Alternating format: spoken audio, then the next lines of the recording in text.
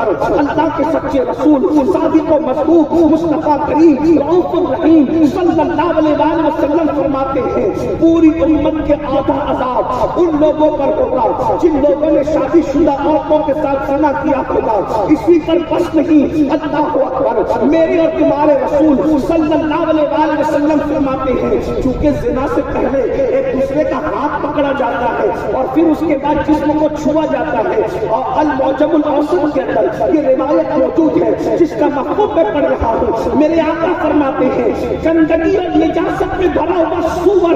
اپنی گود میں لینے سے زیادہ بدترین کوئی عمل ہے تو وہ یہ ہے کہ کسی عورت کے کندھے پر بدنیتی کے ساتھ ہاتھ رکھا جائے۔ اللہ اکبر، یعنی غلاظت، گندگی، نجاست، پاخانے میں بھرا ہوا سور اپنی گود میں بٹھانے سے بھی برا ہے کہ زنا کی نیت سے، بدکاری کی نیت سے